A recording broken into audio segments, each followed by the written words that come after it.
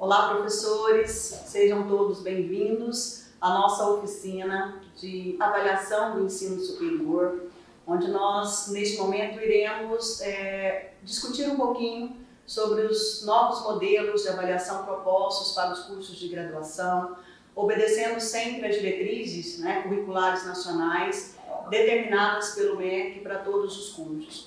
Pensando principalmente sobre como que nós devemos elaborar as nossas avaliações, que condizem a um processo mesmo de avaliação de competências e habilidades. Então hoje nós iremos discutir um pouquinho sobre esse novo modelo de avaliação proposto e também sobre como readequar as nossas avaliações seguindo os parâmetros estabelecidos hoje pelas diretrizes curriculares e pelo MEC. Então, começando falando um pouquinho sobre uma concepção de avaliação. Se a gente imaginar o termo mesmo avaliação, nós sabemos que ele é um termo que vem da área da pedagogia e da área da didática. E temos uma concepção tradicional. Se formos olhar uma concepção tradicional, a avaliação é um instrumento de medição e aferição da aprendizagem esperada. Então, eu estou trabalhando com medir e aferir. Então, necessariamente, a avaliação ela vai me condicionar a um espectro de nota, ou quantificação daquilo que o aluno aprendeu. Essa é a concepção tradicional. Só que, nesse momento da concepção tradicional, a prova ela ainda estava centrada naquela ideia de que o aluno deveria provar ao professor aquilo que ele aprendeu. Então, esse seria uma concepção tradicional. Se analisarmos uma concepção atual, nós ainda continuamos com a avaliação como sendo um instrumento de medição, porque quer queira ou quer não, qualquer avaliação que nós iremos propor, ela vai estar medindo ou aferindo conceitos ou notas. E isso acontece dentro da nossa instituição e acontece também no mercado de trabalho como um todo. Qualquer processo que os nossos alunos passarem, as avaliações elas ainda são instrumentos de medição de conhecimento. Se a gente pegar o Enem, fruto aí da conclusão do ensino médio, se a gente pegar o EMAD, fruto da conclusão do ensino superior, se nós pegarmos provas dos conselhos, necessariamente continua a ser um instrumento de medição. Só que qual é a análise que nós temos que fazer, então, sobre essa concepção atual? É entender que mais do que medir e aferir conceitos, é entender que a nossa avaliação ela funciona como meio diagnóstico. Eu posso, através da minha avaliação dada, ter um diagnóstico geral de como está a minha turma. Pensar também que a avaliação ela vai me dar oportunidades de aprendizagens específicas. Eu posso sim trabalhar a minha avaliação como um momento de aprendizagem? Sim, ela é um momento de aprendizagem. Ela não vai estar apenas conferindo ao aluno uma nota A, uma nota B, para ser aprovado ou reprovado. Então, através da minha avaliação, eu consigo entender como está a minha turma, mas para isso, professores, a gente tem que ter uma autorreflexão também sobre o nosso processo de avaliação. Por exemplo, se eu chegar para um determinado momento e falar assim, olha, eu apliquei uma avaliação para uma turma A e eu obtive ali 70% de notas abaixo da média. Se eu simplesmente chegar a uma coordenação e delegar a ela, olha, essa turma realmente é ruim, essa turma não está estudando, essa turma não tem compromisso, mas 70% da turma está com a nota baixa. Que tipo de diagnóstico que eu posso fazer a partir disso? Acho que a gente construir juntos, coordenação, professores, direção acadêmica. O que eu posso perceber enquanto diagnóstico então? Poxa, se eu tenho 70% da minha turma que tirou nota abaixo da média, isso vai sinalizar alguma coisa para mim. É realmente a turma que está fraca, ela veio com a bagagem fraca, é um conteúdo que talvez seja mais complexo do que o conteúdo até então visto. Será que foi uma metodologia que eu utilizei que não conseguiu alcançar toda a turma? Ou seja, o diagnóstico necessário a partir da avaliação, ele pode ser realizado para que a gente possa entender realmente o porquê daquele resultado final. Então, uma concepção atual é perceber que a avaliação ela é também um processo de aprendizagem. E ela é um importante instrumento e riquíssimo instrumento para que eu tenha esse diagnóstico mesmo de como está a minha turma, como está a evolução da minha turma e, consequentemente, que eu possa retomar o caminho do processo de ensino-aprendizagem. Se eu simplesmente chegar no processo de devolutiva da minha avaliação, né, e colocar que foi ruim, que 70% tirou nota abaixo da média, encerrar aquele processo, retomar conteúdo e dar continuidade, eu irei desprezar um momento riquíssimo que é a retomada desse processo de aprendizagem. Então é pensar o quê? Que a avaliação é um momento precioso de acréscimo de aprendizagem do aluno. Afinal de contas, é no momento da avaliação que a grande maioria, né, dos nossos alunos, eles disponibilizam a maior parte da sua atenção. Isso é claro. Quantas vezes a gente está ministrando um determinado conteúdo, né? E aí a gente fala assim, isso aí é conteúdo de prova, né? O que os alunos fazem? Para tudo, né? Muitos correm, o que é, professor? O que é que o senhor disse? Né? Corre ali, anota do lado, né? Vai cair na prova, né? Alguns colocam até uma caveirinha ali, né? Deixando bem claro que é o momento focal para a prova. Então, se eu tenho ainda, infelizmente, a concepção do meu aluno que a avaliação é o momento mais importante do processo de ensino-aprendizagem, é algo que a gente tem que estar tentando desmistificar, né? Que na realidade é um processo de construção, a avaliação ela acaba indo como um processo, né, final de uma etapa, mas não a principal. Então, mas se aí ele ainda mobiliza-se nesse momento, o que eu tenho que tentar fazer? Já que a atenção dele está centrada, eu tenho pelo menos que utilizar esse momento como um momento, sim, importante de diagnóstico, de perceber como está esse processo de aprendizagem e retomar. Que postura pedagógica eu, enquanto professor, tenho que ter a partir da prática das minhas avaliações? Então, às vezes eu penso assim, poxa, fazer uma prova, né? A gente já não utiliza mais essa expressão prova, né? Não tem que provar nada a ninguém, a ideia é essa, né? Então, que postura que eu devo ter no momento que eu elaboro uma avaliação? Eu penso o seguinte, eu vou sentar ali na frente do meu computador para produzir, né, a minha avaliação, porque eu tenho tempo determinado para entregar para a coordenação, e aí eu vou fazendo aquilo, coletando uma questão ali, outra ali, com um descompromisso, às vezes, daquilo que realmente eu planejei no começo do semestre, que consta ali dentro do meu plano de ensino. Então, eu tenho necessariamente que parar e pensar que o meu processo de construção, de elaboração da avaliação, ela tem que passar por uma série de posturas. E principalmente pensar que ela tem que estar atrelada a todo o planejamento que eu fiz daquela disciplina do semestre inteiro. Senão ela não tem sentido.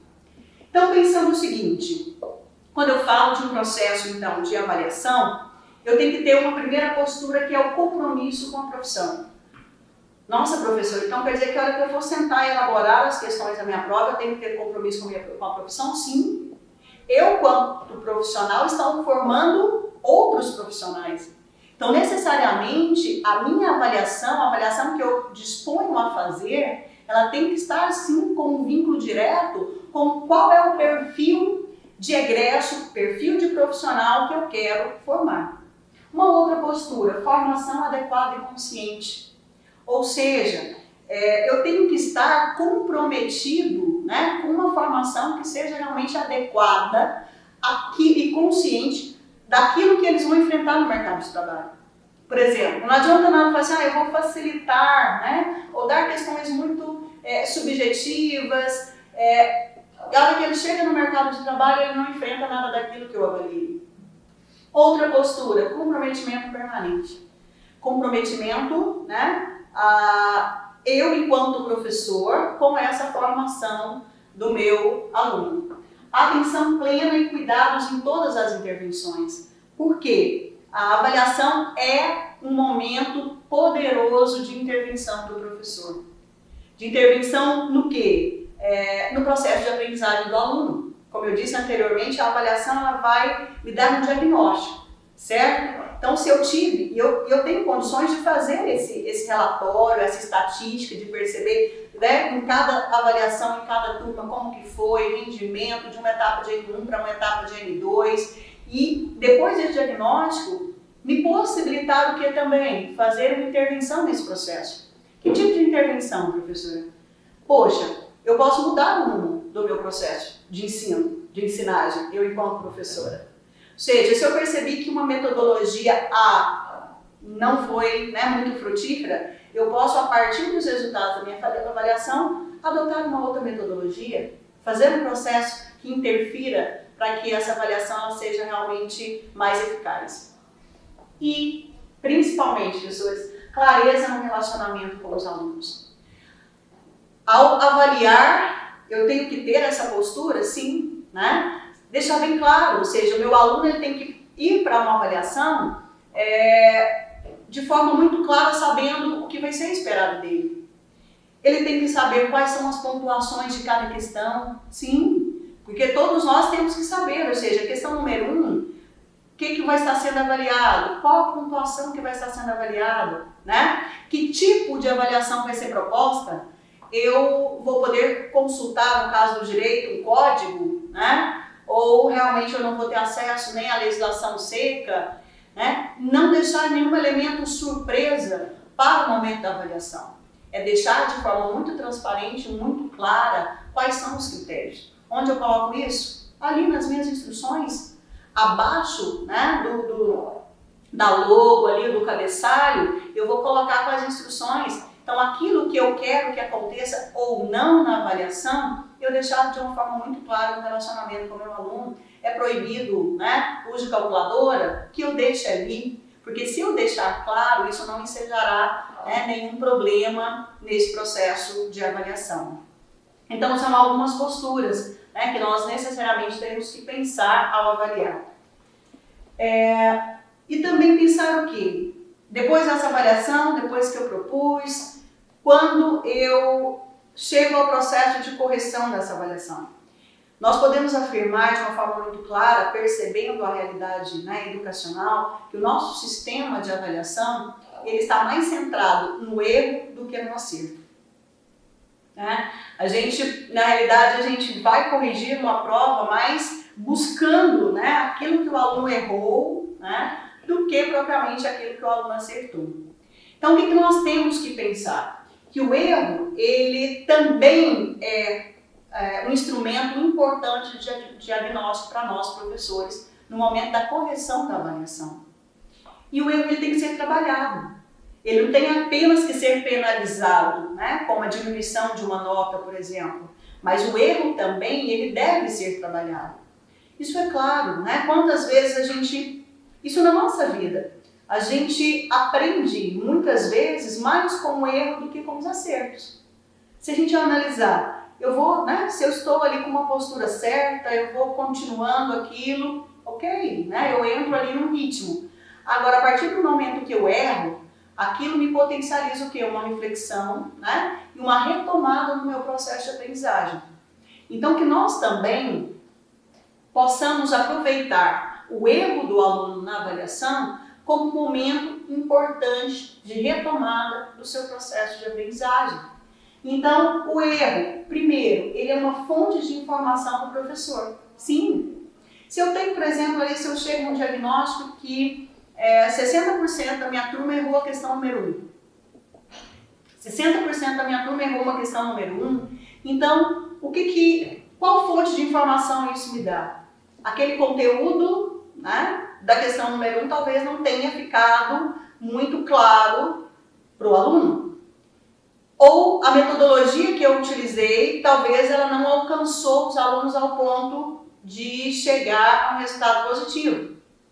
Ou talvez até eu, no momento da minha elaboração, né? A gente sabe que às vezes acontece isso. No momento que eu vou elaborar as minhas questões, talvez eu criei um enunciado, texto básico, um enunciado da questão que ficou muito rebuscado, ou ficou com duplo sentido, ou que induziu os alunos a pensarem que deveria ser respondido de uma forma e era de outra forma. Então, que eu possa perceber, sim, esse erro como uma informação. Outra coisa, o erro é um sinal de uma estruturação em construção, sim. Nosso aluno não está acabado, né? Nenhum de nós estamos, né? Então, ele está em processo de construção. Então, onde eu posso intervir para melhorar esse processo? E deve direcionar a atuação do professor. Então, a partir desse erro é pensar, eu tenho que retomar, eu tenho que fazer uma intervenção em um determinado conteúdo, eu tenho que aprofundar um determinado conteúdo, eu tenho que trabalhar uma metodologia que seja, né, talvez diferente, mais focada naquilo que era a minha proposta. Né? Então, eu tenho o quê? Que esse erro, ele necessariamente, ele não deve ser usado apenas para reduzir uma nota, mas ele deve ser usado como uma fonte de informação riquíssima para que nós possamos contribuir nesse processo de aprendizagem. E pensar o quê? Que o aspecto devolutivo da prova é importantíssimo. Sim, se eu chegar, acabei de dizer que o aluno ele concentra maior atenção no momento da avaliação, né? Para ele, o ápice do processo de aprendizagem é o momento da avaliação. Então, se eu já sei, né, que culturalmente os nossos alunos pensam assim, que eu possa aproveitar a devolutiva das minhas provas também como momento de retomada do processo de ensino-aprendizagem. Se eu chegar com as avaliações, né, e simplesmente distribuí-las, né, devolver, fulano, Beltrano, entreguei, virei para o quadro, próximo conteúdo, próximo capítulo, eu perdi um momento riquíssimo de retomada desse processo. Então, esse aspecto devolutivo, ele tem que acontecer. Entreguei as avaliações, tem professor que talvez pense assim, poxa, mas eu vou perder uma aula. Não, nós vamos ganhar uma aula. Nós vamos ganhar uma aula. Porque a hora que eu entreguei, o aluno, ele quer saber por que ele errou.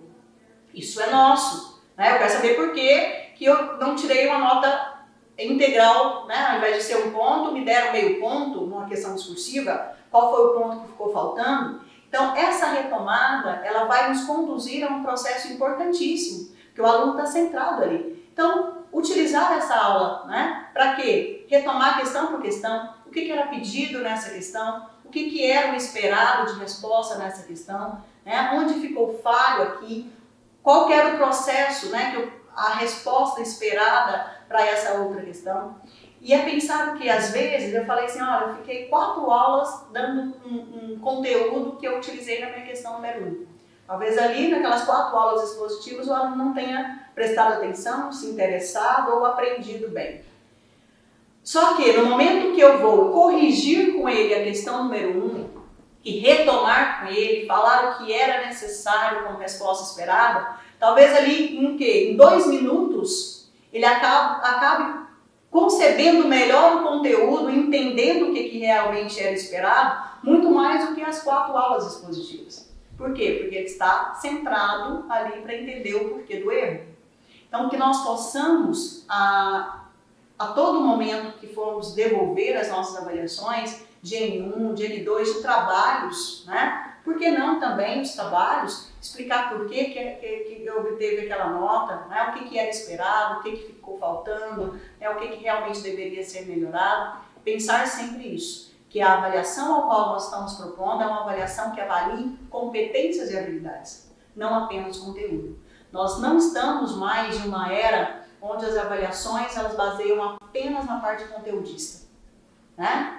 Aquela ideia máxima que nós tínhamos, quantas vezes nós, né, enquanto alunos, eu sou de um momento onde a gente estudava questionários para fazer prova. Eu tinha um questionário de 20 questões, né, meramente decorativos, né? Eu decorava aquilo para poder fazer uma avaliação. Depois que fez a avaliação, depois que fez a prova, o que aconteceu? Eu simplesmente me esqueci daqueles conceitos. Ou seja, eu não consegui fazer, ou não era, né, no momento, o professor não conseguia fazer com que aquele conteúdo fizesse sentido para a minha vida. Então, necessariamente, ficava apenas na base de decoreba. O que nós hoje precisamos? Fazer que as nossas avaliações avaliem competência e habilidade. Não meramente conteúdo. Ou seja, a partir daquele conteúdo, como que o aluno vai aplicá-lo? O que se espera dele a partir daí? aí sim é o que nós chamamos de uma aprendizagem significativa. Fazer com que o nosso aluno, né, ele tenha uma aprendizagem que realmente faça sentido em torno de tudo aquilo que ele está vivenciando e que ele vai vivenciar no mercado de trabalho. Ok? Então, pensando em uma elaboração de questões contextualizadas, né? Então, nós vamos chamar as nossas questões, da agora, né, para frente, como questões contextualizadas, porque é assim que elas precisam ser. Elas não podem ser questões meramente que façam o aluno provar para a gente o que ele aprendeu, ou questões que versem apenas sobre decorar conceitos, né? Se a gente voltar no nosso processo de educação, né? Quantas perguntas a gente tinha lá? O que é isso? Quando foi isso? Quem descobriu o Brasil? Quando? Ou seja, mas é aquela coisa que realmente era solta e não fazia sentido de contextualização. Então, qual é a exigência educacional contemporânea? Nós necessariamente vivemos em uma época, em um momento, onde todas as diretrizes curriculares nacionais dos cursos de graduação, elas exigem de nós que as nossas avaliações, elas desenvolvam operações mentais, não operações de decorar, não, mas operações mentais voltadas principalmente para quê? Para a solução de problemas. Então, as minhas avaliações hoje, diante dessa exigência educacional contemporânea, que nós não podemos fugir a ela, está aqui batendo nas nossas portas, nós enquanto professores, nós devemos propor nas nossas avaliações que os nossos alunos tenham condições de resolver problemas, de tomar decisões, porque afinal de contas, no mercado de trabalho, o que vai ser exigido deles não é provar para um cliente, provar para um paciente, provar para alguém que ele vai estar em relação de trabalho, se ele conhece um conteúdo, se ele conhece um conceito. Não é isso. Vai ser exigido para ele o quê? Que ele saiba aplicar aquele conhecimento, que ele saiba aplicar aquele conceito, que ele consiga solucionar os problemas colocados no mercado a partir da postura dele enquanto profissional, que ele saiba tomar decisões.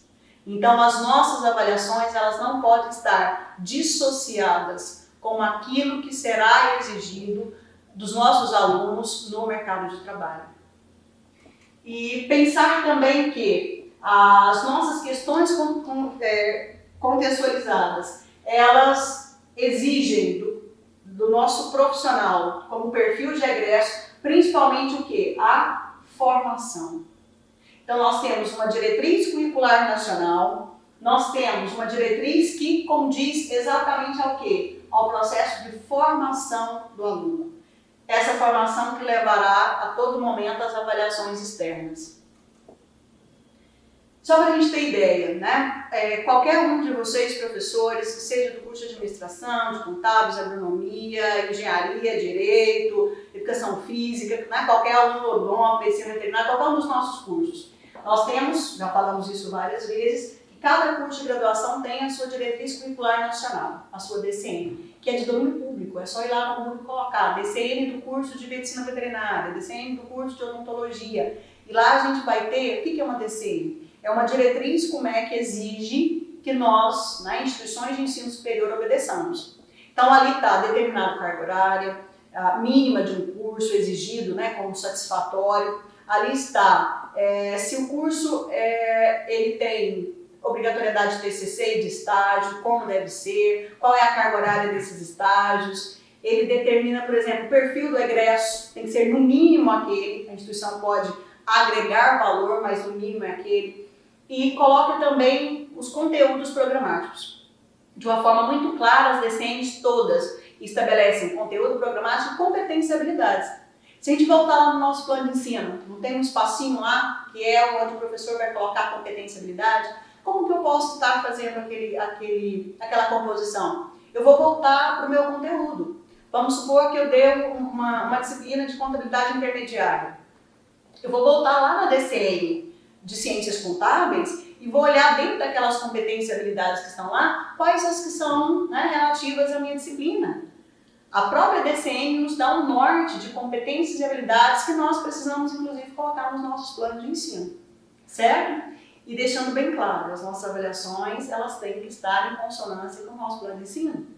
Nosso plano de ensino não é apenas um documento que vai estar ali sendo engavetado para entrega para uma coordenação e para o lançamento de um sistema.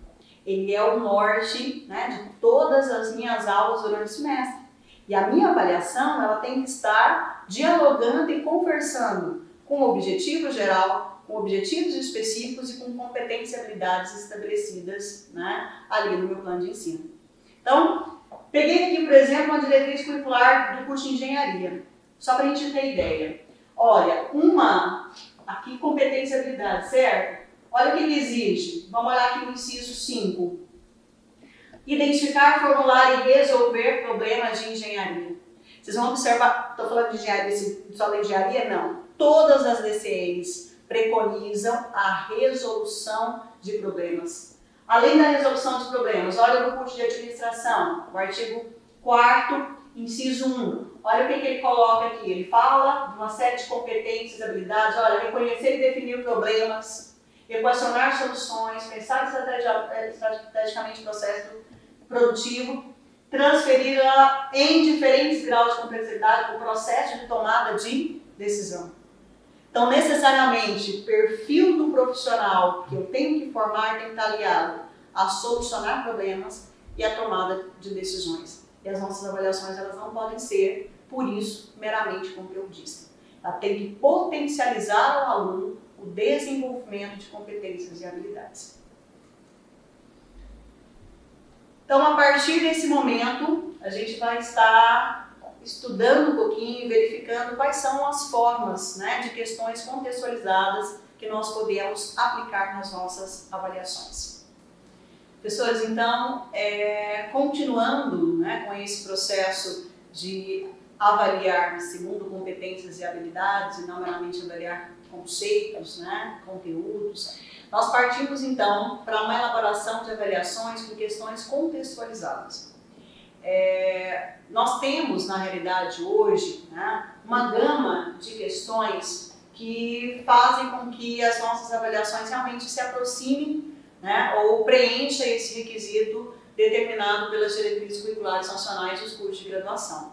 Eu posso hoje afirmar que nós temos 5 tipos de questões que a gente considera como sendo questões contextualizadas, que é o primeiro tipo, que é um tipo de questão chamada de resposta única. Nós vamos estar falando agora sobre cada um desses tipos. Depois, complementação simples ou afirmação incompleta. O terceiro tipo, questões de interpretação. O quarto tipo, complementação múltipla ou a famosa resposta múltipla ou múltipla complexa.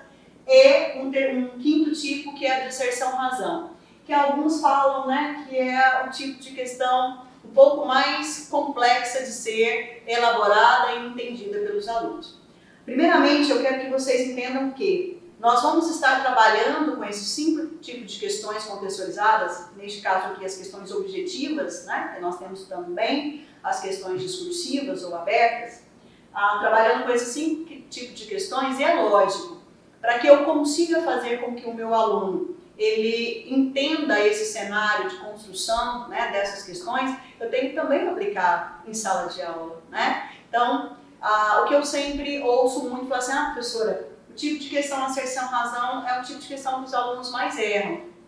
Tá, mas que eu não faça com que esse meu aluno ele tenha contato com esse tipo de questão de asserção-razão só no momento da avaliação. Ou seja, eu vou potencializar em sala de aula momentos de atividades, momentos de exercícios, né? Ali momentos de produção, né, coletiva em sala de aula, que eu possa estar mostrando para eles os tipos de questões que eu tenho para abarcar, né? Então, necessariamente que esse aluno ele não tome contato com essas questões apenas no momento da avaliação.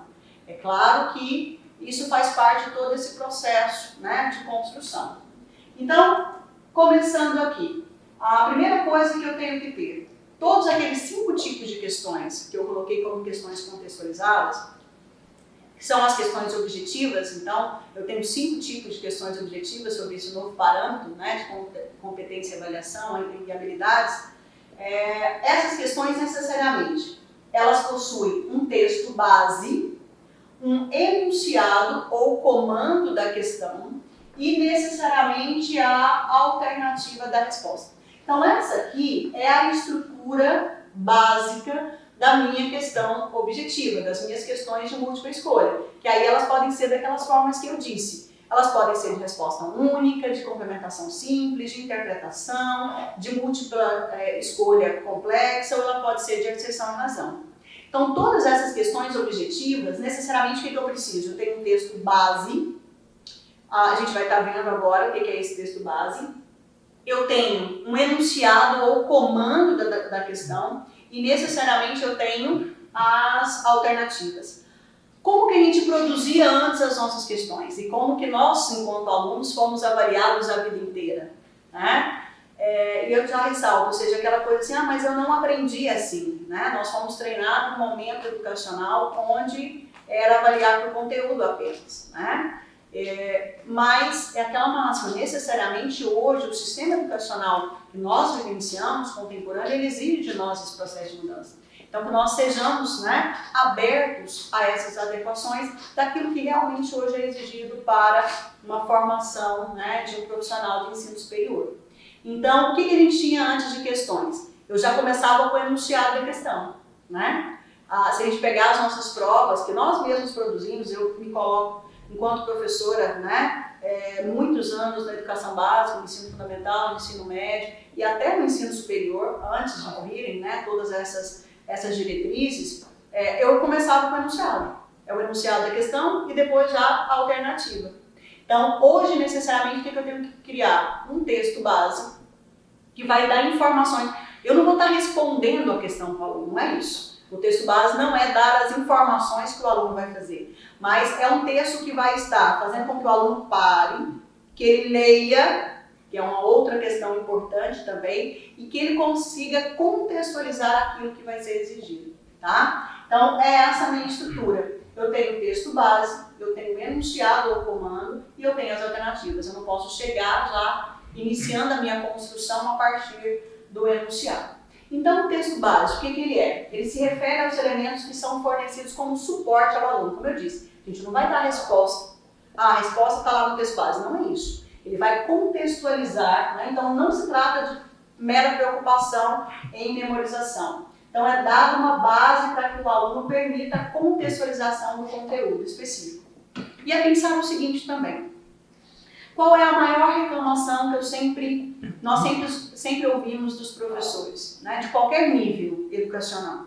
É que o meu aluno ele não lê, né? O meu aluno ele não lê, então se ele não lê, consequentemente ele não tem condições, né, de melhorar ali a sua capacidade de interpretação. Tá, então meu aluno não lê. Agora, o que eu faço em sala de aula? O que eu proporciono em sala de aula? Quando eu falo sala de aula, em todos os meus momentos do processo de ensino-aprendizagem, que faça com que o meu aluno ele melhore o seu processo, né, de leitura.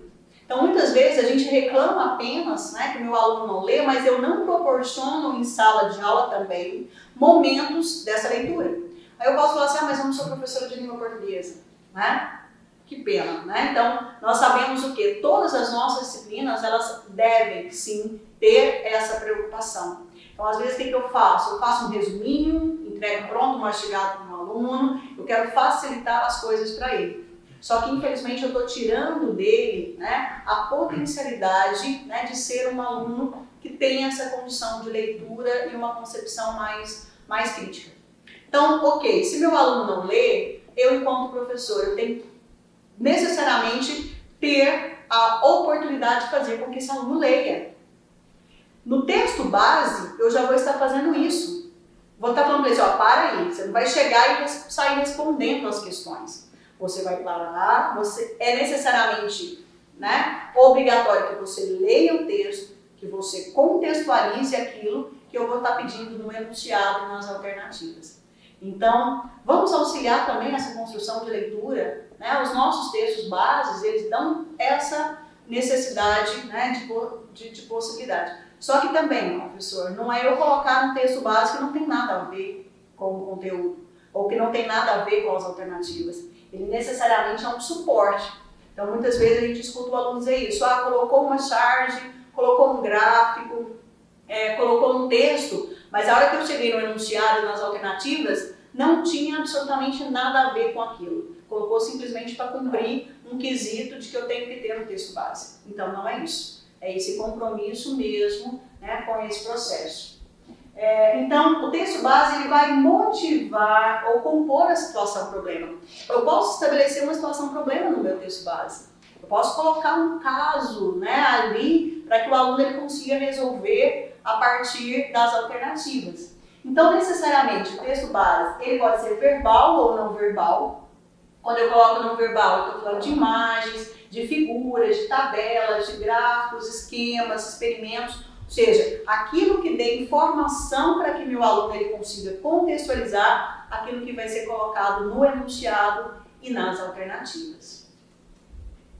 Então, o enunciado. O que é o enunciado? Se refere àquilo que é solicitado ao aluno a partir da situação-problema, do texto base. Então, o que eu quero do meu aluno? Esse enunciado ele tem que ser claro, ele tem que ser transparente. Ele é o comando da minha questão. Que comando que eu vou dar? O que eu quero que esse menino faça? Que ele analise, que ele identifique, que ele calcule, que ele faça isso, aquilo. Então, necessariamente, o meu enunciado, ele é o comando e esse comando ele tem que estar claro. Ele não pode conter ambiguidade. Então, e acaba sendo o quê? Um desafio apresentado na questão para que o meu aluno resolva ou faça algo. Ele geralmente constitui-se de uma ou mais orações. Meu enunciado precisa ser grande? Não, ele não precisa ser grande, desde que ele tenha um comando claro. Tá? E não deve apenas apresentar informações adicionais ao texto base. Eu não preciso retomar, por exemplo, eu coloquei um texto base, aí eu começo o enunciado a partir da leitura do texto acima que fala sobre... Eu não preciso, né? Ele necessariamente ele tem que ser claro e objetivo. E é pensar o que então? Né? Deve incluir uma instrução clara e objetiva da tarefa, daquilo que eu quero que o meu aluno faça na questão, né? E ela pode ser expressa como pergunta ou como frase a ser completada, que vai ser o estilo, inclusive, das questões que a gente vai estar falando agora. E o terceiro elemento, então, vendo num texto, uma questão contextualizada, né, objetiva. O que eu tenho? Eu tenho o texto base, eu tenho o enunciado e eu tenho as alternativas. Então, as alternativas se referem exatamente àquilo que é esperado pelo professor como resposta correta, seja uma questão objetiva ou uma questão aberta. Sempre que fazemos, eu gostaria de chamar a atenção de vocês para essa situação aqui. Sempre que fazemos uma pergunta de prova, de avaliação, estamos evocando dois elementos: conhecimento específico mais uma habilidade. Como assim, professora? Quando eu estou construindo, né, ali o enunciado da minha questão, que vai condicionar as alternativas, necessariamente eu vou estar pedindo que o aluno ele relembre um conceito, pelo menos um conceito estudado, um conhecimento específico, e que ele desenvolva uma habilidade. Às vezes a gente nem percebe isso. Às vezes a gente nem percebe que quando eu construo o enunciado da minha questão e as alternativas, eu estou fazendo com que o aluno, né, mostre o conteúdo, o conhecimento específico daquilo, mas que ele também desenvolva uma habilidade. Se a gente imaginar, olha só, vamos pensar isso. E ainda antes, o professor necessariamente, né, essas habilidades que vão estar ali, elas têm que estar previstas no plano de ensino. Como eu disse, a minha avaliação ela não pode ser distonante com as competências e habilidades que eu estabeleci no meu plano de ensino, né? E pensar que é a riqueza e a constância do uso da habilidade é que permite seu domínio. Então, aquelas habilidades que eu coloquei, que eu não utilize elas apenas no momento da avaliação, mas que eu utilize em sala de aula durante todo o meu processo de ensino-aprendizagem. Então, se a gente analisar, olha só, ao elaborar e aplicar uma prova, o professor solicita dos alunos, de posse dos conhecimentos transmitidos, né, ministrados ali, que resolva questões utilizando as mais diversas habilidades. Quantas vezes no enunciado da minha questão eu coloco ali, por exemplo, calculando a velocidade do caminhão X, tendo em consideração a massa. Se eu pegar esse enunciado, concordam comigo que eu tenho um conhecimento específico que está sendo avaliado e uma habilidade? Vamos tentar identificar? Qual seria o meu conhecimento específico? Eu tenho que ter conhecimento de velocidade, de conceito de velocidade, eu tenho que ter conhecimento de massa, certo? Então eu tenho conhecimento específico. E qual é a habilidade? Calculando. Calcular é uma habilidade? Sim, é uma habilidade extremamente importante, principalmente para o pessoal da área de cálculo, né? Para a área de exatas. Então, ou seja, a partir do conceito que eu tenho sobre o que é velocidade e sobre o que é massa, com aquele conceito eu vou produzir algo que é o calcular. A minha habilidade é ensinar ao meu aluno como calcular. Então, tá vendo? No enunciado de uma questão eu tenho conhecimento específico e eu tenho também a evocação de uma habilidade. Vamos pensar também, ó, comparando a estrutura de duas moléculas, explicando as semelhanças e diferenças. Qual seria o conhecimento específico exigido? O conteúdo, estrutura das moléculas. Então, que aparentemente é uma questão de química. Eu teria que saber qual é a estrutura das moléculas, certo? Sabendo o conceito, basta? Não, eu tenho que aplicá-lo. Então, eu preciso de uma habilidade. Meu aluno tem que estar apto a fazer o quê? Comparar. Comparar a estrutura das moléculas é uma habilidade? Sim.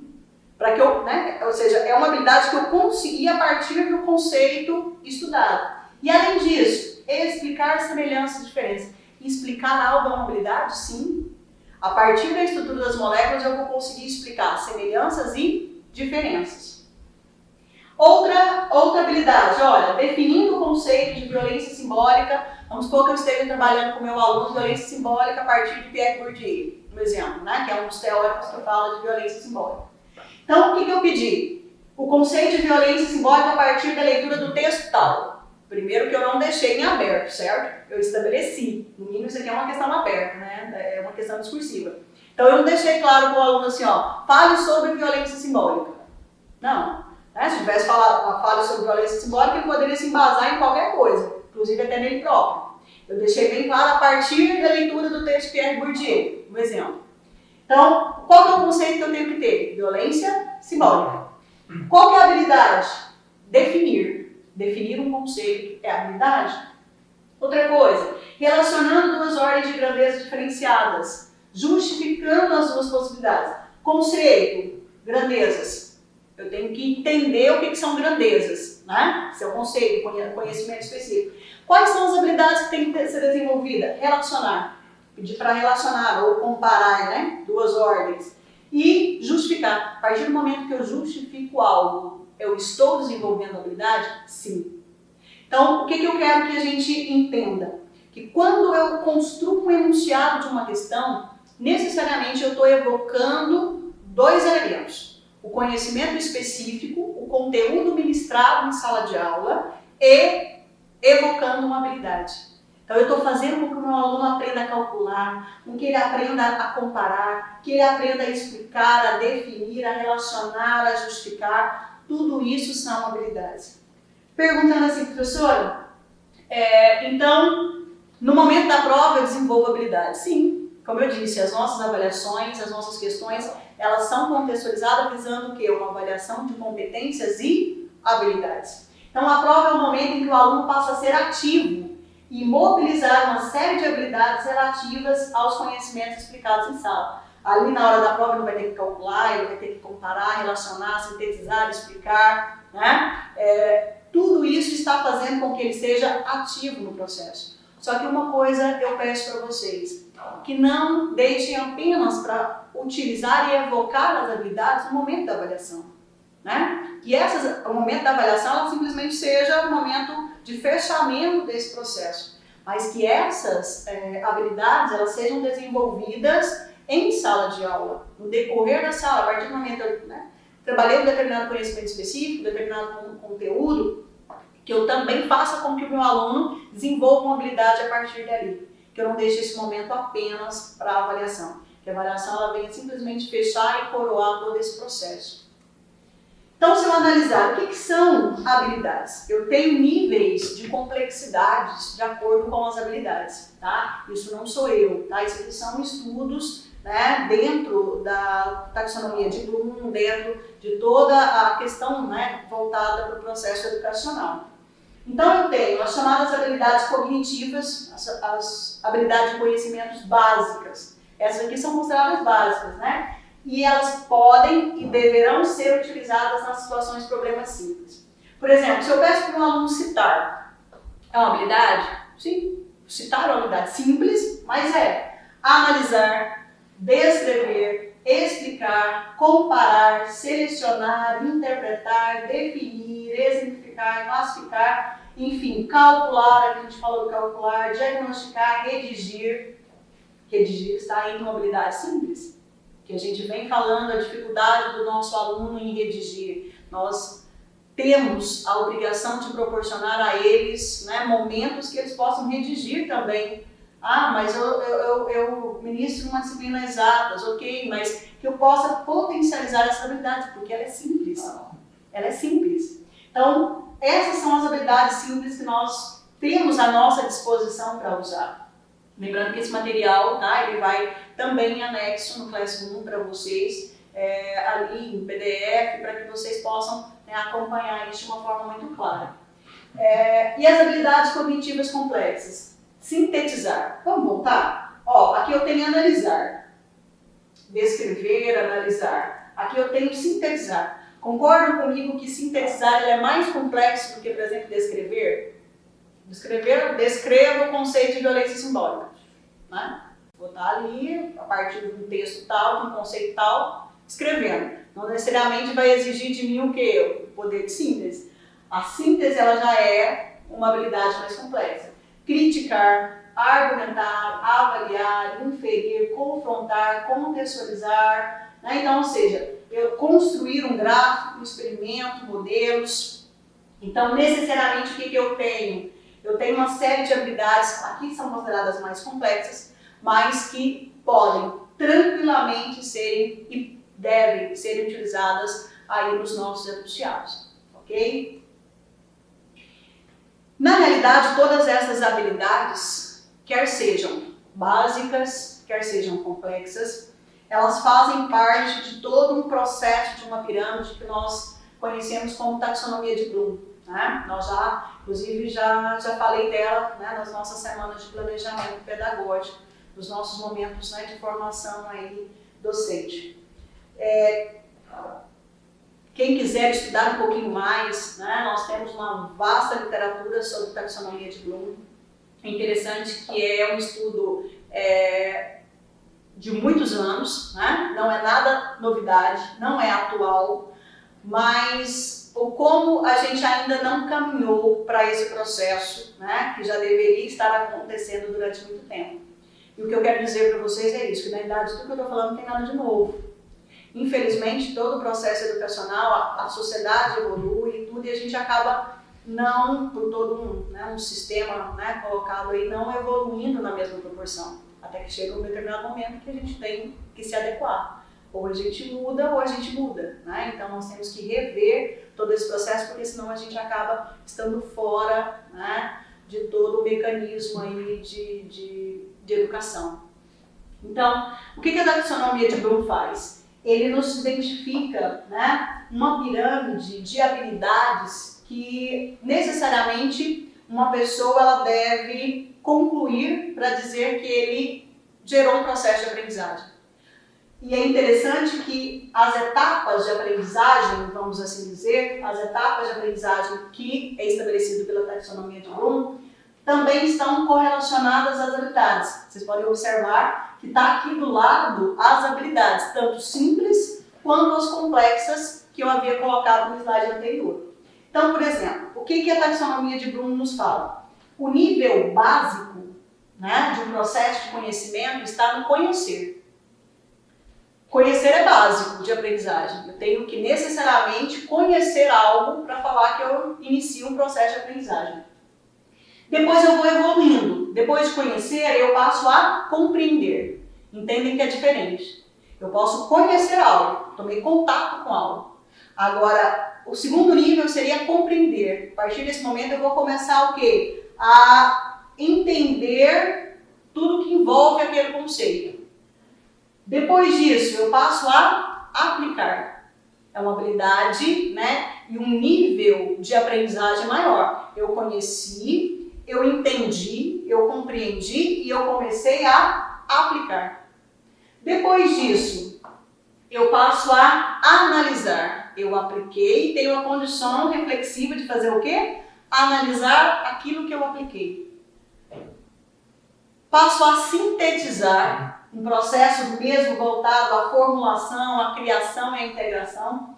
E o nível acima, né? O nível onde eu falo que o processo de aprendizagem ele foi concretizado é quando nós temos a habilidade, a competência e a habilidade para decidir algo.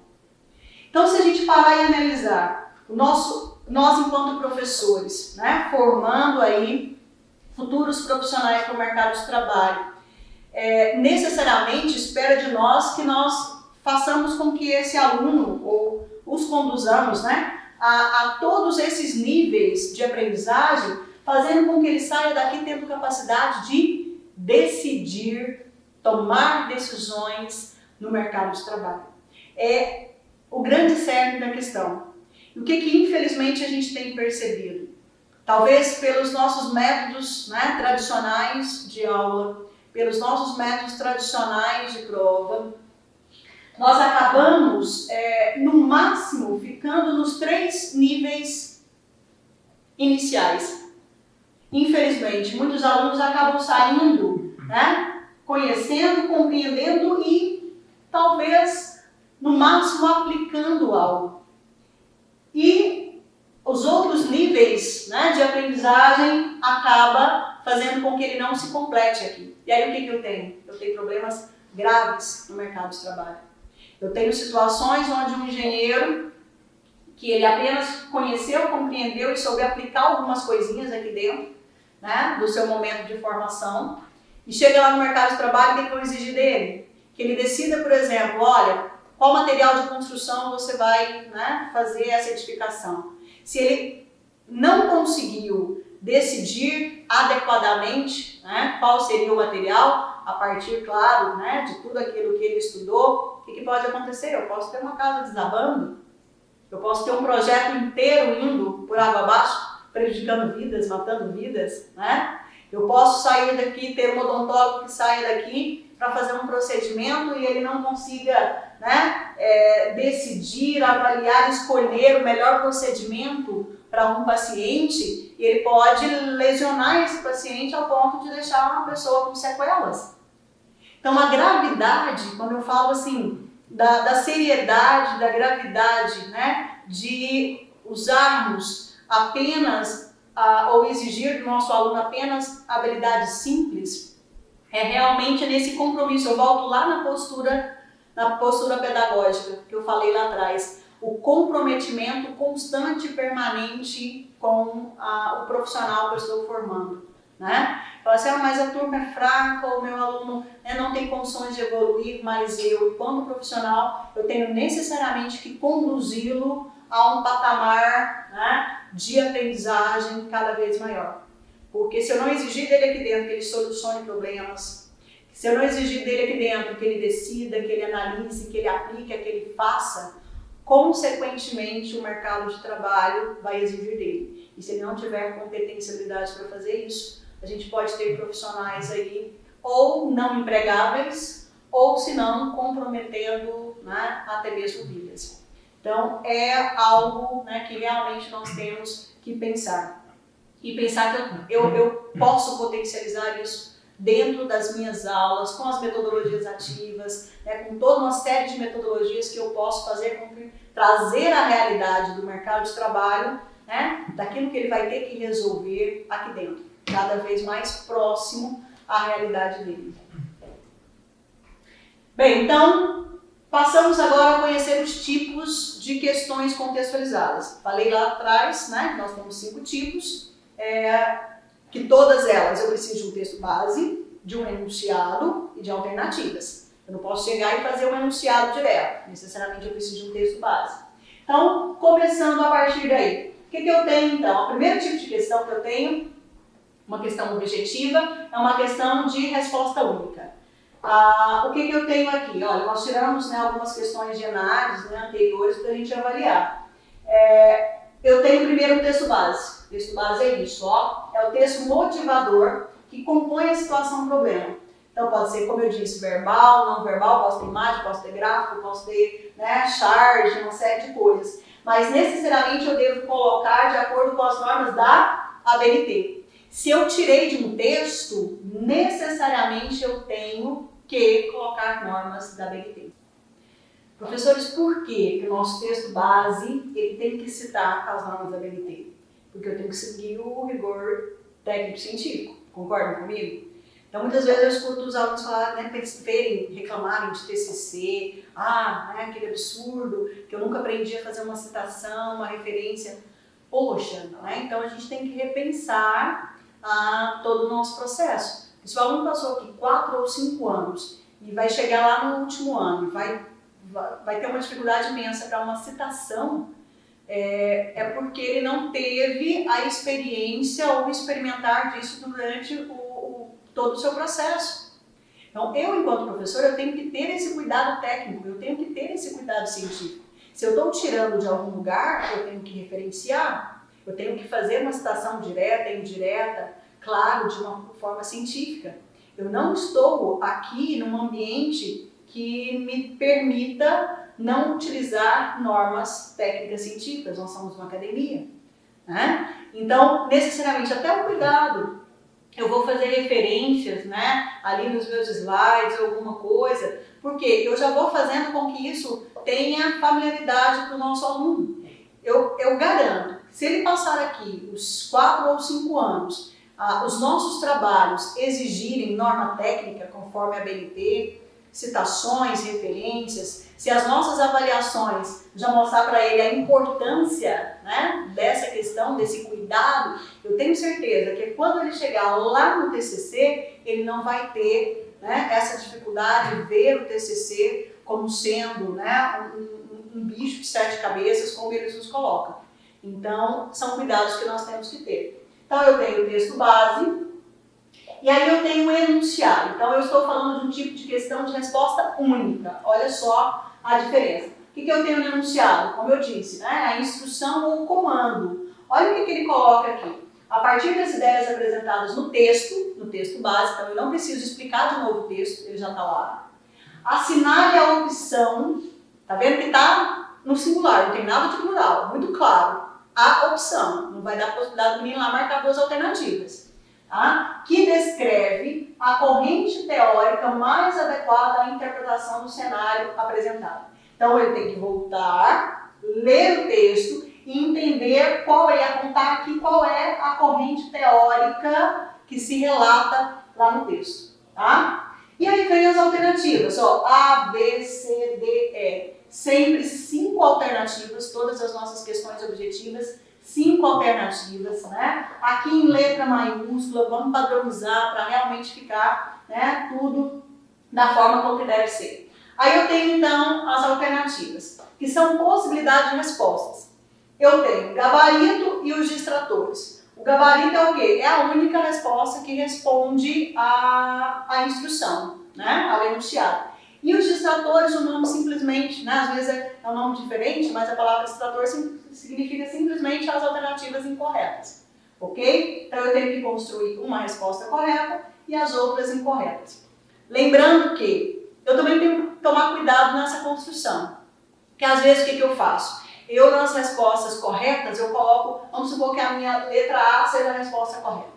Aí eu construo ela mais bonita, até o tamanho da oração é maior. E aí nas incorretas eu vou, né, colocando qualquer coisinha que bater ali pelo tamanho da oração, eu sei que aquilo lá não tem nada a ver com o que deveria ser. Então também pensar que esses distratores eles não podem ser feitos de forma a não ter esse cuidado, tá bom? Então isso é um tipo de resposta única, tá vendo? Deixou muito claro ali, parou, pediu, né, um comando só.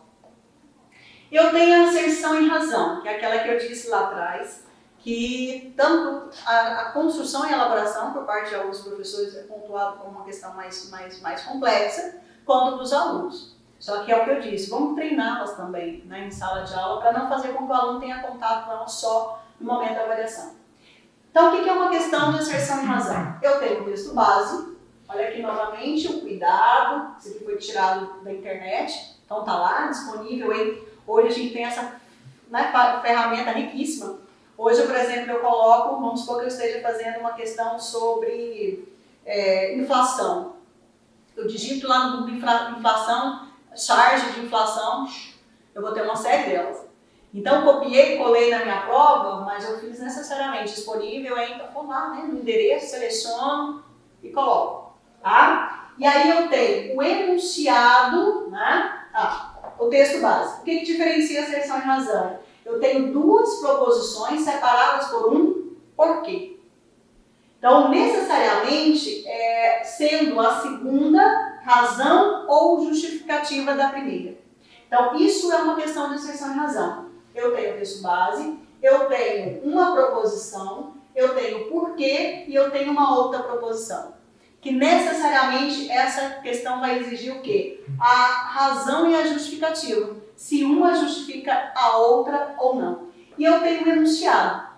O enunciado dessa questão, ele é base. Esse tipo de questão de asserção e razão parece mais difícil de elaborar, mas o que eu, professor, tenho que tomar cuidado apenas eu vou construir basicamente o quê? O texto base e as duas proposições. Porque esse quadro do enunciado e das respostas, ele não muda.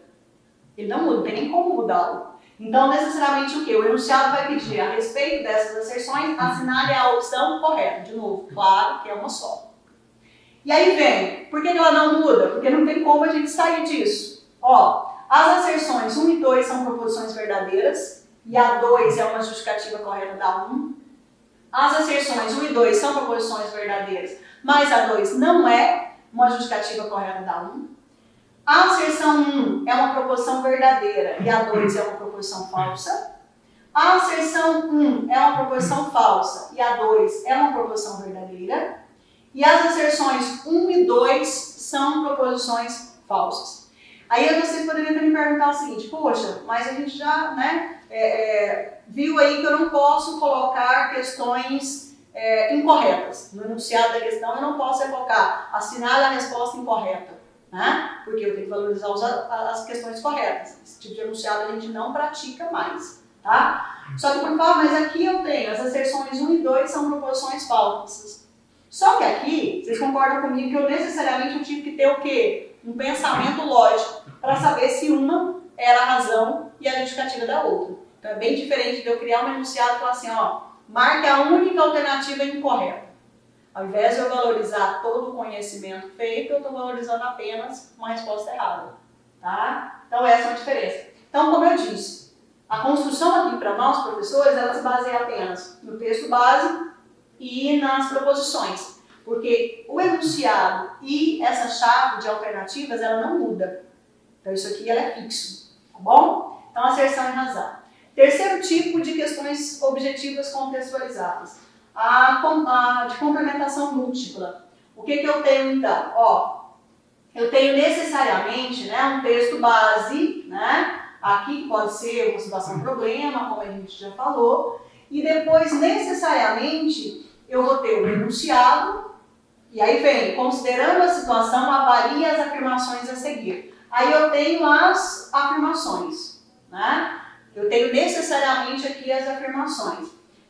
As afirmações verdadeiras e falsas relacionadas à introdução. É lógico que ela tem que estar relacionada ao texto base, ok? Apresentadas com algarismos romanos, sim. Eu não posso colocar A, B, C, D aqui, porque depois nas alternativas eu vou ter que colocar de novo A, B, C, D. Então, necessariamente, eu vou fazer o quê? Em algarismo romano.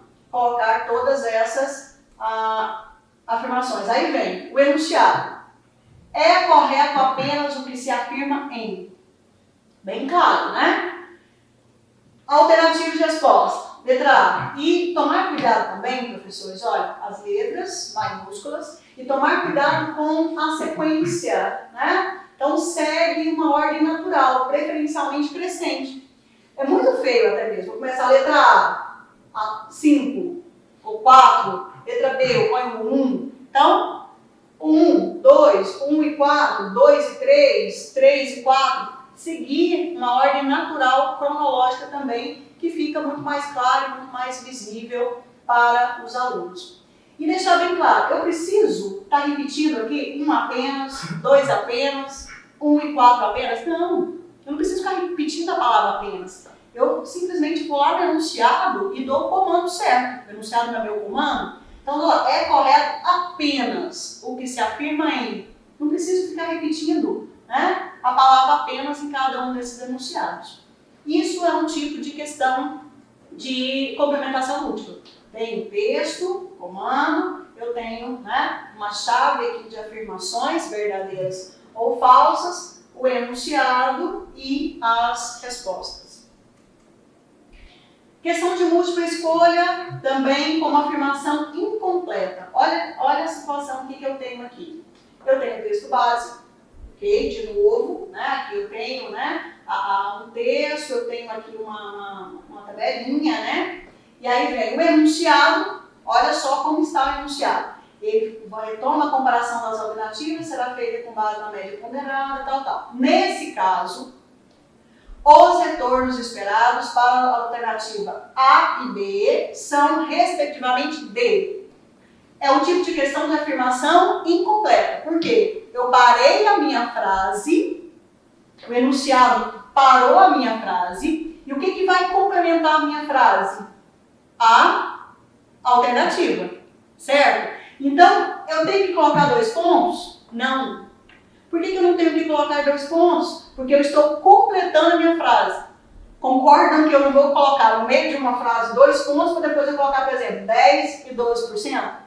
Então, a construção também, a gente tem que tomar cuidado a partir daquilo que está sendo proposto. Então, respectivamente, B.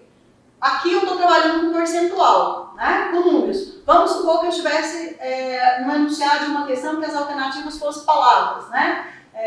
De avaliar, vamos pensar a palavra assim, avaliar. Se eu fosse colocar a palavra avaliar aqui para complementar, eu começaria com letra maiúscula? Não. Eu vou começar com letra minúscula. Por quê? Porque o tipo de questão é de afirmação incompleta. Eu vou estar complementando a afirmação aqui do enunciado. Então, eu não vou parar a frase e começar o avaliar com letra maiúscula. Então, necessariamente aqui, se eu estivesse trabalhando com palavras, né, com alternativas de respostas com palavras, eu teria que começar em letra minúscula. E nada de colocar 2 pontos, porque é de complementação. Ok? Então, voltando um pouquinho sobre as alternativas. Como nós falamos, as alternativas são colocadas em gabarito e distratores. Creio que isso já ficou bem entendido. O gabarito é, inquestionavelmente, a única alternativa correta e os distratores, as outras incorretas. Mas pensando bem isso, não devem ser criadas, né, nesses distratores situações que induzem a um erro. Tá? As pegadinhas, essas situações, elas não são mais aceitáveis em uma avaliação. Bem, então, dentro da construção das questões, né, meu texto base, o enunciado, preciso ter clareza e completude de pensamento, deixar de uma forma muito clara, né, o complemento desse pensamento, contextualizado, né, então a contextualização, realçando o conteúdo a ser avaliado. Então, como eu disse, não adianta eu colocar num conteúdo, no texto base, um conteúdo, né, ali, uma situação, e as minhas alternativas não falar absolutamente nada sobre aquilo. O texto base não tem sentido desse jeito, ele é o suporte. Pontuação que combine gramaticalmente com os itens, como eu disse, por exemplo, os 2 pontos agora, né? Conter ou não elementos que se repetirão nas afirmações. Nasceu, então observar muito claro, né, esses elementos para não se ensejar dúvidas e não se ensejar erros. Observar se há armadilhas intencionais e acidentais, né? Questão exatamente aí com relação às pegadinhas. Observar duplos negativos do enunciado, né? Então, que há duplicidade, né? Para o aluno entender exatamente. Eu digo que uma série de situações, às vezes a gente tem processos de revisão de provas solicitados, né, na secretaria, que poderiam ser muito bem resolvidos na construção e na elaboração das minhas avaliações. Às vezes ali eu sento e vou, né, construindo, não releio, não retomo, e são situações que acabam versando processos de revisão de prova e que poderiam muito bem, né, ter sido resolvidos aqui, nesse cuidado na elaboração. Destacar elementos de negatividade, né? Então é certo, incorreto, não, a gente não utiliza mais esse tipo de enunciados que valorizem o erro. Tá? Inserir uma alternativa totalmente correta em relação ao enunciado, então uma delas deve ter. Inserir o número de sequência em cada opção A, B, C, D e E. Elaborar os distratores funcionais, como eu disse, não é porque a resposta é incorreta que eu vou colocar absurdos lá dentro, assim, né? Usar 5 alternativas, A, B, C, D e E. Posicionar as alternativas em ordem natural, lógica, como por exemplo a de múltipla, né? Complementação múltipla, se é numeral humano, 1, 2, 3, né? De forma correta. Manter as alternativas com tamanhos proporcionais, que é isso que eu disse, às vezes eu vou fazer a alternativa correta muito grande e o distrator eu faço pequenininho só para passar correndo. Tá? Evitar todas acima ou nenhuma acima. Elaborar alternativas positivas, né? Não a incorreta, como falamos. Tomar cuidado com determinantes, sempre, nunca, totalmente, né? Esses condicionantes, aí, esses determinantes. Formatar os itens verticalmente, facilita a leitura, né? Checar a opção correta, conteúdo, grau de dificuldade, discriminação e acerto por acaso. E aí a gente passa para as nossas questões discursivas, né? Então, se a gente voltar à questão objetiva, nós temos o quê? Como que ela se constrói? Texto base, enunciado e alternativa das respostas. Que tipo de questões objetivas que eu tenho? Eu tenho a de complementação simples, a de interpretação, a de resposta única, asserção-razão e a de múltipla escolha complexa. Tá, essas são as objetivas. Agora eu tenho as discursivas. Qual que seria, então, o norte para a minha construção das discursivas? Eu não vou ter um elemento das objetivas, claro, né, que é as alternativas da resposta. Eu vou ficar apenas com os 2 primeiros elementos. Eu vou ter o texto base e eu vou ter o enunciado da questão. Então, o texto base, de novo, né, aquilo que vai introduzir ali, contextualizar, dar suporte. Olha, de novo, cuidado com as referências, né? E aí eu tenho um enunciado, né, deixando bem claro a tarefa, né, que o aluno tem que fazer aqui. Então, vamos ler aqui para a gente entender. Ó. Considerando as informações apresentadas, e o enunciado sempre eu faço essa retomada. Retomando o texto anterior, assim como apresentado no texto anterior, considerando as informações oferecidas pelo texto. Então, deixar bem claro para o aluno que não adianta ele sair correndo para o enunciado e para as alternativas. Fazer com que ele, presta atenção, considerando o texto anterior, a partir da leitura do texto anterior, então sempre fazendo essa retomada. O que eu tenho então? Essa questão, o que ela pediu? É claro que é uma questão geral, né? Aqui ela valia, por exemplo, 10 pontos, né? Uma única questão. Só que olha o cuidado, ele pediu o quê? Elabore um texto dissertativo. Então, o enunciado da questão pede a elaboração de um texto dissertativo. Entendem que é o comando, né? Então ele deu um comando certo, elabore um texto dissertativo. Cadê a habilidade aqui? Nós falamos lá, né, que elaborar, dissertar é uma habilidade. Então eu estou exigindo uma habilidade do meu aluno que é dissertar.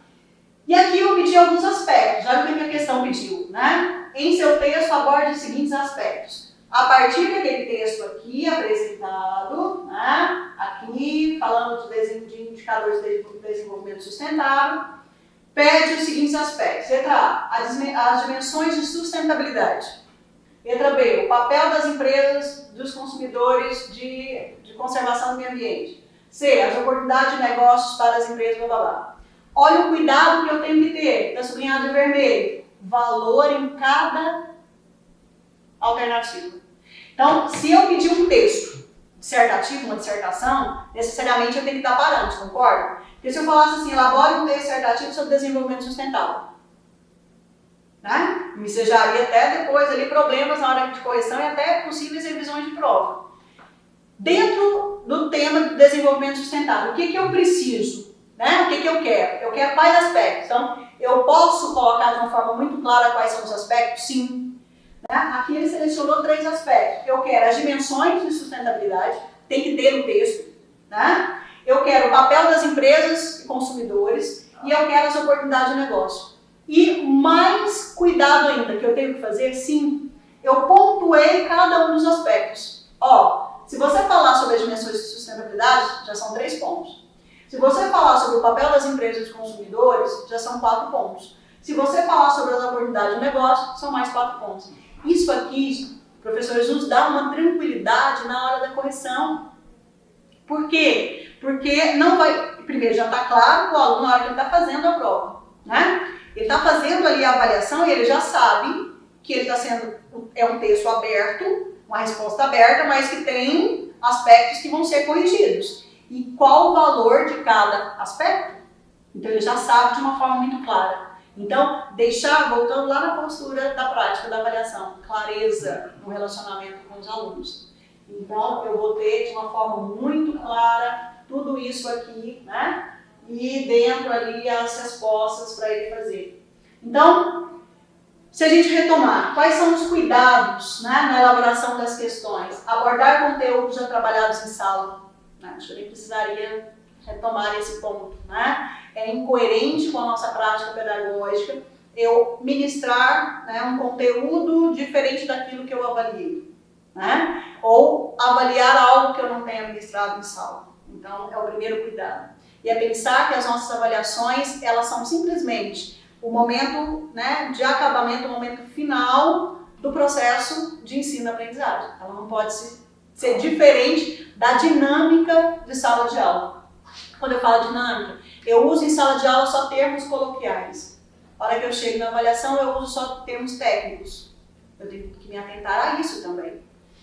Deixei bem clara essa informação. As avaliações devem versar sobre a realidade da dinâmica de sala de aula, de conteúdos ministrados, da forma com que foi abordado e não reprodução de provas prontas. Há outros espaços para esses treinamentos. Eu quero colocar na íntegra questões do CRC. Eu quero colocar na íntegra questões da prova do AB. Aí eu tenho uma construção de uma prova inteira só com questões da OAB. Só com questões de concurso, né? Professores, nós não fizemos parte daquela banca de concurso. Pode ser a questão realmente do mesmo conteúdo que eu estou ministrando. Só que concordam comigo que a dinâmica com que eu ministrei, né, a forma com que eu abordei pode ser bem diferente daquela forma com que foi elaborada pela banca do concurso tal. Eu posso utilizar como parâmetro, sim, mas desde que eu consiga adequar e adaptar a dinâmica da minha sala de aula. Mas eu quero treinar o meu aluno, né, para uma prova. Primeiro, né, nós estamos lidando com formação de graduandos. A gente não tem nenhum foco específico para nenhum cursinho, né? Não somos cursinho, né? Então, o aluno ele vai ter que sair daqui com uma visão generalista, independente de qual é a área que ele vai optar lá fora. Então, eu posso fazer os treinamentos? Eu faço, né? Eu tenho uma disponibilidade ali de pontos, não tem? Três pontos de trabalho, eu posso utilizar um momento, fazer um simuladão, fazer, né, um momento de avaliação que eu possa treinar? Sim, posso fazer. Inclusive, o tanto que é interessante em sala de aula. Eu vou fazer uma listagem ali de questões de CRC, uma listagem de questões, por exemplo, da prova da ordem, exatamente igual. Meu aluno faz e eu vou corrigindo com ele em sala de aula. Olha, o que a banca queria nessa questão? Como foi? O momento de aprendizagem ali, ele acaba sendo muito mais rico do que isso sendo cobrado na íntegra, assim como foi o momento da ordem. As nossas avaliações devem versar sobre o nosso processo de ensino-aprendizagem, a dinâmica das nossas aulas, tá? Como já disse, evitar pegadinhas, respeitar o formato da ABNT. Nós temos, né, que mostrar para os nossos alunos a importância de tratar essas informações, né, o devido respeito legal aos textos, né, que a gente está utilizando ali. Respeitar a disposição lógica, como já disse, crescente, decrescente, né? Os enunciados devem ser claros e objetivos. A utilização dos gráficos, tabelas, somente quando as suas informações forem solicitadas novamente. Não adianta eu pôr nada ali simplesmente para falar que eu fiz um texto base, se ele não tem, né, conexão nenhuma com o restante da questão. O valor da questão deve estar divulgado, sim. Como eu falei, a questão número 1 é objetiva, tantos pontos, 2, tantos pontos. Se é uma questão aberta, discursiva, se eu estou exigindo duas coisas, duas habilidades, vamos voltar às habilidades. Se eu estou pedindo para o aluno calcule e explique, estou pedindo duas habilidades, certo? Que eu deixo bem claro. Se ele calcular, é tal ponto. Se ele explicar, é tal ponto. Por quê? Se eu não colocar nada, se ele só calculou e não explicou, só se ele explicou e não calculou, eu acabo ensejando e deixando, né, as portas abertas para um processo de revisão de prova. Ok? Se a resposta for aberta, especificar o valor de cada habilidade, como eu acabei de dizer. Então, resumindo, esses são os tipos, né, de questões que nós temos objetivas.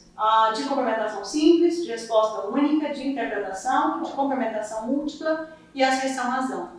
Tá? Então, de complementação simples, pede sempre, né, uma frase incompleta e algo que se complete. Aqui nós temos o exemplo delas, ó, tá vendo? O paciente aquele exemplo que eu citei lá atrás, o evento, a redução, tá vendo que iniciou em maiúsculo? Por quê? Porque eu vou complementar a frase, não tem como eu colocar 2 pontos aqui, professores, da mesma forma, ok? Esse material vocês vão ter, então, para vocês visualizarem com mais cuidado. Resposta única, né? Tem uma estrutura muito semelhante da complementação simples, só que esse enunciado ele vai ser redigido em forma, pode ou não ser em forma de pergunta. Por exemplo, olha aqui, tem o texto básico, considerando as informações, para complementar o esquema de vacinação, pôs uma pergunta, e aí eu venho a resposta. Como é pergunta, a minha alternativa da resposta começa como? Com letra maiúscula, porque eu vou ter que responder. Tá vendo? São questões de cuidado simples, né? Mas que fazem toda a diferença. Eu vou pôr uma pergunta, não tem como eu começar com letra minúscula, tá? Aqui, da mesma forma, tá? Resposta única, tá muito claro do aluno aí o que precisa. Essa aqui é também, tá vendo, ó, ponto de interrogação, e aí eu venho, tá vendo que sempre, ó, começando com letra maiúscula. De interpretação, é uma questão, né, que vai exigir com que o aluno faça uma correlação, geralmente entre 2 textos básicos. Vou colocar um exemplo aqui, ó, esse aqui foi um exemplo de uma questão do direito. Trouxe um trecho da literatura, né, dos contos fluminenses de Machado de Assis. A gente tem hoje na internet uma riqueza de informações com relação a isso. Eu coloco lá, né, trecho de algum assunto, eu tenho acesso a esse. Então ele colocou aqui, né, e aí ele pediu o quê? Ó, o fragmento do texto apresentado faz referência a 2 testamentos dos personagens Bento e Anselmo, de Machado de Assis. Com base na relação, então a interpretação eu vou ter uma relação. Na relação entre o texto e o que dispõe o Código Civil de 2002, assinar a opção correta. Mas você não falou que geralmente eu tenho 2 textos básicos? Eu posso colocar 2 textos, pedir para ele fazer uma correlação entre os 2, interpretar. Posso colocar um texto, uma chart, 2 charts, 2 gráficos. Só que aqui ele colocou um texto só. Mas o que ele colocou? A relação do texto com o que dispõe o Código Civil de 2002 sobre o testamento. Então, necessariamente, eu vou ter uma relação. Eu tenho o texto do Machado de Assis e o aluno tem que lembrar o que ficou disposto lá no Código Civil 2002 sobre o testamento. E aí ele vem, né, com as alternativas. Da mesma forma aqui, eu tenho, né, uma tabela e aí eu tenho um texto base aqui que faz uma correlação. Tá vendo? E necessariamente o aluno vai ter que marcar a resposta correta. Complementação múltipla é aquela, né, que nós temos o enunciado, texto básico, o enunciado e as alternativas. Então, esse tipo de questão, né, como nós falamos atrás, é aquela que vai trazer o texto base, vai trazer, né, aqui as afirmações, né, verdadeiras ou falsas, e vai conduzir a uma chave, né, de alternativas para o aluno. Né, nesse caso aqui, é correto apenas que se afirme em, tá vendo? Ó, em seguida, a ordem cronológica correta dos números. E a asserção-razão, já falamos sobre ela também, só concluindo aí, é aquele tipo de questão que eu vou ter sempre um texto base, a razão e a justificativa, separada por um porquê, e o enunciado das alternativas. Lembrando que o enunciado das alternativas ele é padrão. Vocês podem observar que dessa prova é a mesma dessa, porque não tem como eu fugir dessa chave, né, de respostas. Então, de forma geral, quais são as características, né, das questões? Essas objetivas. Objetividade, informação necessária à resolução de uma forma clara, ordem gramatical direta, adequação aos objetivos do meu plano de ensino, do meu plano de aula. Então, não tem como eu colocar distante daquilo que foi preconizado no meu plano de ensino. Ele tem, a avaliação faz parte desse processo. Simplicidade de vocabulário. o que não significa uma linguagem simplória, diferente, né? Correção da língua portuguesa, a gente sabe que acaba passando, né? Mas ter esse cuidado sempre de revisar um pouquinho, né? É mesmo porque os nossos alunos, na hora que chegam com alguma questão, tem algum errinho de português, eles gostam também, né? De nos apontar os erros. Clareza de linguagem, digo o que é preciso ser dito para a realização do item, para não ter ambiguidade. Precisão, só terá uma única resposta correta, então não vai ensejar outra situação. Impessoalidade, ausência de adjetivos, fazer sempre, isso aqui é uma dica, né? Que a gente, assim que a gente elabore as questões, a gente já deixe, né, ali um gabarito para nós, para correção, porque às vezes o tempo que nós temos da elaboração para a aplicação da prova e depois para a correção acaba sendo muito longo. Então, para a gente não perder muito esse feeling, o que eu faço? Eu terminei de fazer a minha avaliação, que eu possa necessariamente ali já fazer meu gabarito, questões abertas, de colocar quais são os aspectos, né? E outra questão importante também que é necessário a gente retomar. Como eu disse, né, as nossas avaliações já têm que fazer parte da nossa dinâmica de sala de aula. Então, até a preocupação, né, na distribuição dos conteúdos, na nossa avaliação, ela tem que acontecer. Por quê? É coerente, por exemplo, eu demorei 4 aulas para ministrar um determinado conteúdo. Eu fui lá numa questão de 7, né, numa prova de 7 questões, uma avaliação de 7 questões, não dei nenhuma questão no conteúdo, porque eu demorei 4 aulas. Agora, um conteúdo que eu demorei uma única aula, se eu demorei uma única aula, que eu vejo que é um conteúdo, né, mais simples, mais básico, talvez não tão priorizado, né, para aquela área de conhecimento ali. Eu dei numa única aula o conceito ali, chego na prova, o que eu faço? Eu cobro 2 questões. A gente tem que pensar, então, dessa coerência. Concorda comigo? Aí a gente escuta aquela máxima assim, professor, mas só demorou um mês dando esse conteúdo, não tem nenhuma questão. Professor, essa aqui a senhora falou que era rapidinho, tem 2 questões. Né? Porque às vezes a gente elabora as nossas provas, né, correndo ali e não faz um planejamento delas. Né? O que é interessante? Que a minha prova, ela realmente condiza com a distribuição do meu conteúdo programático no meu plano de ensino. Se eu sei que eu vou demorar 4 aulas, 5 aulas para ministrar um conteúdo, porque eu considero que ele é mais denso, né? Que ele realmente precisa ser revisado, né, com uma densidade maior, aplicado com uma densidade maior. Se eu vou dar o conteúdo de apenas uma única aula, né, então que eu também consiga planejar isso nas minhas avaliações. Né? Ou, por exemplo, eu cobrei o mesmo conteúdo, eu cobrei na questão objetiva, ou o mesmo conteúdo que eu cobrei na questão discursiva. Né? Então, que eu consiga também fazer esse planejamento, ok? As questões devem apresentar, né, 5 alternativas, de A a E, como a gente já havia colocado em letra maiúscula aí. Apresentar linguagem simples, clara, sem ambiguidade, definir claramente qual é a tarefa ou as tarefas, se eu tenho mais de uma tarefa ou habilidade para o aluno, né? Conter as informações necessárias para a resolução. E, fechando, né, as questões discursivas, necessariamente eu vou ter texto base, enunciado, comando e a resposta. Na objetiva, texto base, enunciado e as alternativas da questão. Ok? Aqui eu deixei para vocês alguns exemplos, né, de algumas questões, essa aqui é as questões discursivas, né, porque as objetivas a gente já trouxe os exemplos, que vocês, né, terão esse material em mãos aí, né, para que possam estar revisando, de cada uma das questões, só para a gente ver como que é construído, né, no curso de administração, no curso de ciências contábeis. Interessante sempre isso, tá vendo? Ó, é questão discursiva aberta, mas eu estou pontuando, eu pedi 3 habilidades, eu estou pontuando cada uma delas. Questão de direito, de novo. Essa questão é interessante, olha só, tem o texto básico e enunciado. Com base na situação apresentada, responde de forma justificada as perguntas a seguir. Por que ele tomou esse cuidado de colocar de forma justificada? Olha a letra A. A ocorrência de risco civil, para ocorrer um risco para o menino, só vai colocar o quê? Sim ou não. Né? Então, se eu não tivesse colocado de forma justificada, o sim ou não dele eu teria que considerar. Aqui não, necessariamente ele tem que justificar. Está claro, o comando da minha questão, o enunciado da minha questão está claro. Tá? Curso de enfermagem, de novo, né, de uma forma clara a pontuação de cada habilidade.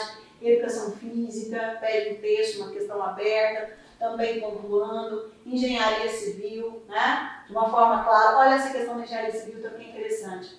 Aí veio aqui, determine o custo dessa operação, apresentando os cálculos realizados.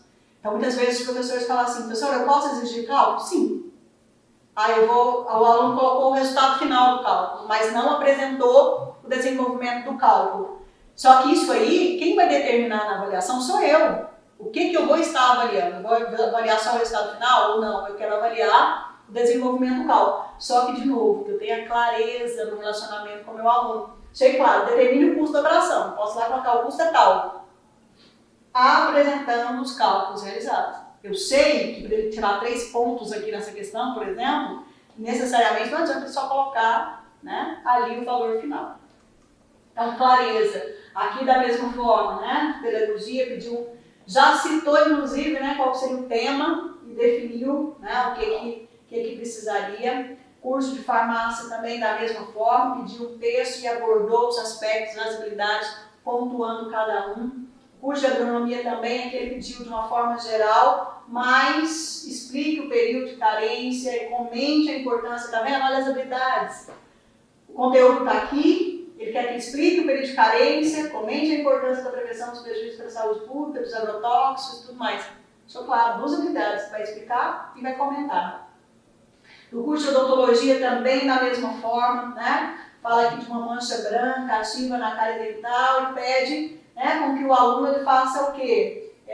A situação, descreva 5 condutas clínicas, né, do cirurgião dentista adequado ao tratamento desse paciente. Descrever não é uma habilidade? A gente viu lá atrás que descrever é uma habilidade. Então, o meu enunciado, ele traz conhecimento específico e exige do aluno uma habilidade. No curso de psicologia, da mesma forma, olha só, trouxe o texto básico, enunciado, e aí vem, né? Necessariamente, o que quer, né? Que levante aqui um plano, olha, escolha um problema levantado e elabore um plano de intervenção no nível coletivo, considerando os aspectos. E aí pontuou cada um dos aspectos. Elaborar um plano de intervenção, elaborar também uma habilidade. Curso de medicina veterinária, né? Então, trouxe necessariamente aí, né, um exame clínico de um canino macho, aí pede, considerando a imagem geológica e o diagnóstico apresentado, faça o que se pede no item a seguir. Aí aqui não foi um texto dissertativo, pediu para descrever as 3 alterações morfológicas, tanto ponto. Cite e justifique a adoção, tá vendo? Olha, cite e justifique a adoção de 2 possíveis condutas clínicas. O que está sendo pedido? Que o aluno solucione o problema, que o aluno decida qual é o melhor procedimento a ser aplicado aqui, não apenas exigindo, avaliando o conteúdo, mas o conteúdo relacionando a competência e a habilidade. É esse o perfil profissional exigido e que deve ser o parâmetro principal das nossas avaliações. Então, de uma forma geral, né, as coordenações de curso, na semana de planejamento, né, determinaram, né, e passaram toda essa documentação, que seriam as orientações básicas para a elaboração da N1 e da N2, né, compondo todos esses elementos. Esse documento vocês também têm acesso, né, compondo todas as orientações aí da prova, a quantidade de questões, está vendo de uma forma clara tudo isso que eu acabei de dizer aí para vocês, ok? Quando vai questão aberta, né, a necessidade de a gente já deixar um padrão, uma linha, para que fiquem realmente melhor avaliados, né, as nossas questões aí. Bem, finalizo, né, deixando essa frase que diz, de Confúcio: aquilo que escuto, eu esqueço. Aquilo que vejo, eu lembro. Aquilo que faço, eu aprendo. Então, a aprendizagem ela só é significativa a partir do momento que a gente faça com que o nosso aluno exercite competências e habilidades. A partir do conteúdo ministrado, do conteúdo visto em sala de aula, que eu desenvolva momentos que ele faça, que ele solucione situações, que ele resolva problemas, que ele interaja com aquilo que será necessário para ele no mercado de trabalho e que ele também exercite a habilidade de decidir. tomar decisões. Então, enquanto eu não faço necessariamente, eu não aprendo. Então, que eu possa potencializar esses momentos do fazer em sala de aula. A aula dialogada, ela é rica, ela é importante, sim, mas ela é uma das metodologias. Que eu possa aplicar várias dessas metodologias aliadas ao conteúdo para que o aluno ele tenha cada vez mais essa visão de que ele é o ator principal do seu processo de aprendizagem. Ele não é um ser passivo em sala, ele é um ser ativo. E como ativo ele tem que fazer. Devemos proporcionar momentos de fazer em sala de aula, para que essas competências, para que essas habilidades sejam desenvolvidas e para que ele chegue no mercado de trabalho de forma completa, né? Chegado ali ao topo daquela taxonomia de Bloom, que é ter condição de decidir enquanto profissional. E que nós possamos encerrar aí, né, a nossa missão, que é de formar profissionais cada vez mais qualificados para o mercado de trabalho. Professores, meu muito obrigada. O objetivo dessa oficina é realmente auxiliar vocês nesse processo de elaboração dessas questões contextualizadas, dessas questões que realmente respondam às exigências educacionais contemporâneas e ao perfil profissional do egresso, ao qual as DCMs estabeleçam. Que nós possamos, né, estar aí juntos, né, reforçando a necessidade, né, de estar cada vez mais aproximando teoria e prática dos alunos. Me disponho, né, integralmente a cada um aí, havendo dúvidas, né, que nós possamos estar nos falando e orientando para que a gente possa construir esse processo cada vez mais qualificado. Meu muito obrigado a todos e até o próximo momento.